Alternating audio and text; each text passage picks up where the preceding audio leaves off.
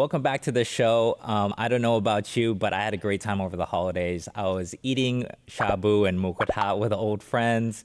I was exchanging cute gifts with families. It was a great time, but unfortunately, around this time, it's also a disaster for healthy eating. We kind of write off the whole holiday season as one long buffet. But what if it doesn't have to be like that?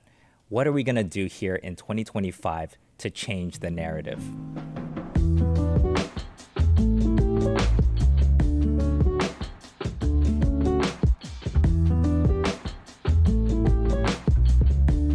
Welcome to the Fireside. I'm Benjamin Rujopakarn, and every week we have a fireside chat exploring what's going on in Thailand and diving deep into our latest obsessions. This week, I'm joined by my good friend and colleague, Nancy Wongsearaya, a U.S.-educated dietitian and the Chief Product Officer of catering agency KNN Prestige. Sawasdee krap, Nancy. Sawasdee ka. Nancy and I know each other through Radio Thailand FM 88, where we spent the better part of the last decade, sounds old, as newscasters. But today, I want to hear more about her experiences in nutrition consulting, helping people maintain lifelong healthy eating habits. So before we get to the main topic, I'd love for our audience to get to know you a little bit better. I already know you as a fantastic human being, but one thing that I don't know why it's never really come up, but why did you decide to become a dietitian? Well, okay, this is going to be a long story, but I'll keep it short. So it actually started, I love to cook. My family loves to cook, and I've been cooking since I was really young. And growing up, I started cooking since I was 8. And growing up, I would cook for my family. I would take over from my mom and my grandmother to cook for the family every week. And then finally, one year, and this is it's sad that my grandfather passed away, but how he passed away was that he wasn't receiving enough nutrition during his recovery. So that led to malnutrition, and then he eventually passed. So from then on, I was more obsessed about how to feed people in a way that they would be more, healthy and they would not be malnourished. So that's why I decided to get into dietetics and went to school for it. Right. Yeah. I think it happens more often than we think. Like, I think that people waste away more often than we realize. Yes, definitely. Because looking at the clinical side, right now it's a multidisciplinary practice. But before that, a lot of the practices were grouped together in either the nurses or the doctors. So when we branch out, we'll get more detailed into how to take care of the patients.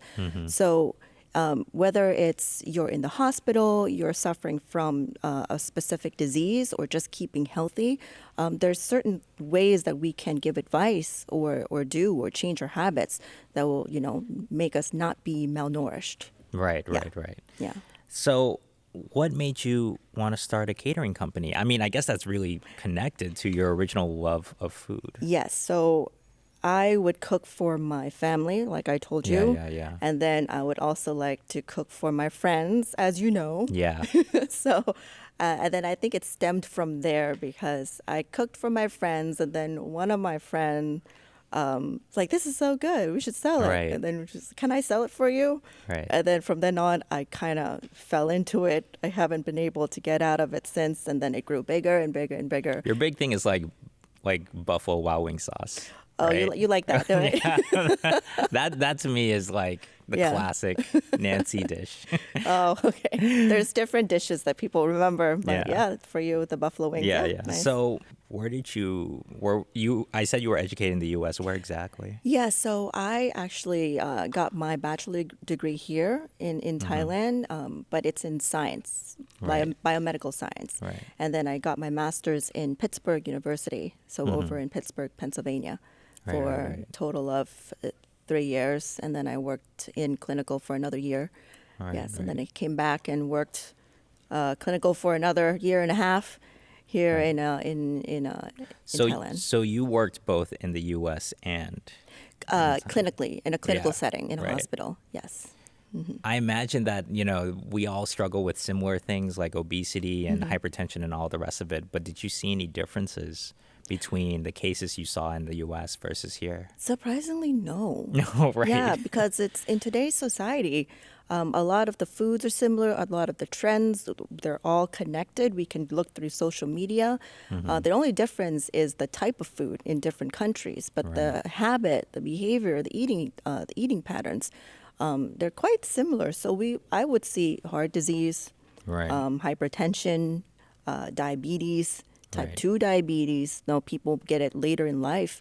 Yeah, so I would see that in both Right, right, countries. right. Yeah. So do you say is it like different incidences? Because I can't help but think when I was in the States, everything had sugar, and I was surprised how much sugar there was and everything. Yes. So I think the taste palette is quite different. Like in the U.S., when I was living there, it was more salty, Yeah. I would think, and the food they're more intense. Yeah. They're more flavorful, so there'll be more sugar in there. There'll be more butter added to it. The greasier the better. Yeah. The processed food, everybody's fast. They're on the go. But coming here, believe it or not, our way of living is catching up, Right. right? And speaking of kitchen of the world, Thailand has more food now. Yeah. Yeah, so there's different things going on. Like in there, I would advise people about salt intake, sodium intake. But here we also have nam pla. We also have Right. fish sauce that we add It's so to good. every dish. So we do need to tell them too to cut down on sodium, but Yeah. it's the amount is quite different. Right, right. So does that mean like the recommendations are quite similar? It's a little different. There's a U.S. RDI, recommended daily intake, Okay. and there's a Thai RDI as well. It depends on the body mass, how much you weigh, how tall you are. Yeah. Yeah, so the Thai figures are a little bit on the medium range. We're Right. not like built. I was like a child XL in the States. I was Child like, XL. Yeah, like so I could wear children's clothes in the your States. recommended daily intake would definitely be a little bit adjusted Yeah. for your weight and height. I mean, speaking about the U.S., like there was a time when because I went to Texas and I went to the Texas State Fair, and there was literally a stall for fried butter, which I didn't know you could do. I didn't know you could take a cube of butter and just bread it. Still a myth to me. I haven't seen it done. You've seen it done, right? Yeah, it wasn't worth the wait. I'll say that. Did it but- melt? In my mouth. But the lines for fried cucumber or fried pickles and fried Oreos were too long. So I like fried pickles, but fried pickles are so good. they're so good. But after a night of eating fried pickles, you wake up and you're like bloated and you feel a little bit retaining water a Yeah. little bit. So it does take a toll on your body. Yeah, for sure. It's good though. Everybody loves It's fat. freaking good. Can I ask, does the air fryer make a difference? The air fryer, well, it was good, and then there are studies that came out that it's not good. Right. So before, it is good because you don't need to use a medium like fat to fry or cook anything, because you can just stick it in the air fryer and then it'll just cook with circulated hot air. Yeah. But then later on, it's the infrared or something in the air fryer that says Right. that it's more unhealthy. But Oh, we would have to weigh, because there's a lot of information going around, and we have to weigh the pros and cons. I can't imagine would there's say. enough long-term information about Not the air yet. fryer. Yes, Right. not yet. But I would say if you can use the air fryer to cook something that you usually need to deep fry, then I would say that would be a more healthier option. Right. There has to be a way to approach, especially into 2025, like a healthy mindset about being fit, about eating right in the long term that doesn't feel like a sacrifice. Well, it doesn't have. Well, okay, there's a psychology to it. It doesn't have to be a sacrifice.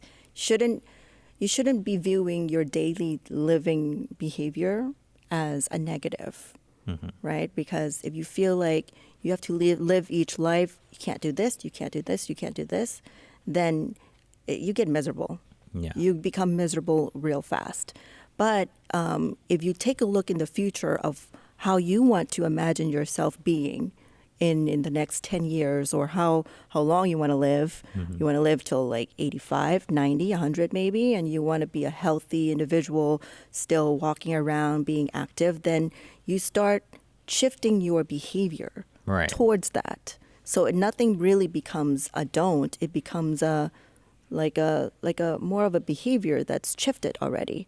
So if you're used to now love bubble tea, Right. bubble tea, love bubble tea, or you love to have like a piece of cake or a cookie, but then you can't really do that anymore. So I have to eat every flavor Kit Kat. every flavor, well, I do that too. Yeah. Right. But it's not in one sitting, Right. So, Well, yeah, we'll come back around to we'll that. come back around to that. Okay, but you can still live life, Right. but in a way that you're taking care of your future self. Right. So I can still have a little bit of ice cream every once in a while, but if I think in the future, do I want to suffer the consequences of not being able to eat enough of the nutritional foods? Then I'll have just a little bit instead of going for the big sundae. Right. Stuff like How that. do you do that though? Like, because I mean, it sounds kind of like a basic question, but how do you delay gratification, or how do you some people, they don't want to eat late at night, but they get those late night cravings. Like, how do you deal with that? It's not just about food, I think. Right. It's about other things going on in your life. Oh, Right. From my experience. right. If I feel attacked. This is like I've self-reported. if you hang yourself to food, Right. you go to food for happiness, then that's all there is. But if you go, you exercise, you meet up with your friends, you watch a movie, you sleep more, you rest more, then you can kind of balance things out throughout the week, so Right. that you don't have to those late night comes, you don't really but things it's not a tomorrow thing. This is like my free consultation right now. Another thing is not all program fits. It doesn't fit everyone. It's not one program fits everyone. There's a variety. Whatever works for you is your own program. Right. Some people would say that and people's diet in the U.S. and here, they've become better in the past 20 years anyways. Through education, we have more advice, more information that we can reach to be able to live more healthy, to not reach for certain foods. We've adapted already, Yeah. but it's still a process, Yeah. and it's not one fit all. You still need to find your own vibe to go with and see what your problem is. You talk about there being a psychology to it, and to sort of find happiness in a lot of different areas of your life. Yeah. So and there's a kind of convergence of lifestyles where the problems that are happening in the States aren't all that different from the problems that are happening here in Thailand. What do you see has been sort of the common threads that people seem to be struggling with, like in their lives, that precipitate these kinds of diet issues? Great question. Let's see. Living in both, well, I've been back for many years now, 7 or 8 to be exact. What I see that are more common between the two countries is the fast-paced living, working. Right. This is only my aspect that I see. We need to work. We need to wake up, go to work, and then there's no time to eat. So we drink our Right. coffee, work until finally it's lunchtime. Are we hungry yet, or do we keep on working? Right. Right? We prioritize. What do we prioritize? And then we continue working until we're super hungry at the end of the day. And now it's like, all right, hell's break loose. We can eat anything. If you had like one message, it seems like the work-life balance is also the health balance. Yeah. Right? So if you had like one message for our viewers and listeners, I forget it's a podcast sometimes, what would you tell them? I would say this is personally me too. Prioritize yourself higher on the Right. list. Prioritize yourself higher. Like versus your work. Versus, I'm not saying not to work at all and to be responsible for your work and to the company, but I would prioritize ourselves, our health, higher on the list. Right. Exercise, Right. get up and walk. Eat a little more often, meaning eat healthier food more often, so that we don't have to binge one time. Yeah. And then by the time we're hungry again, we are starving, or we eat all day with these processed food, quick foods. And then at the end of the week, at the end of the month, at the end of the year, 2 years, 3 years go by, we're deficient in some things. Yeah. And then we have diseases that follow us. You know, prioritize yourself a little higher. I love that. Another example would be sitting down, and a lot of people have this problem now. We sit down and work all day, Yeah. and without getting up, thinking that we need to crunch this in and finish it on time. There's a deadline, and at the end, 5 years pass. We need to go to our physical therapy and get rid of all the office syndrome in our back. Right. Personal. So we need to This is take personal. like our body forces us to take time off work anyways. So why Yeah. not take it off to do something you enjoy now? Prioritizing yourself higher also means, reminding yourself to get up a little bit, Yeah. walking around a little bit. It's okay. 5 minutes is fine. It's okay to put it down for a while, or it's okay to take a break, Not Give yourself a break. not a 3-hour break, but Yeah. you mean, like, That's come me. on, 15 minutes. That's me. Yeah. That's me doom scrolling for 3 hours. Yeah. And that wraps up this week's episode of The Fireside. A huge thank you to my guest and friend, Nancy. Thank you. It's great You being helped here. me so much to understand like what it's like, what's important about staying fit and setting lifelong goals and trying to think long term. Yes, so a little bit at a time. So, Yeah. yes, hope the tips work. If you have any tips, commenters, please write in. We want to hear everything that you have to say.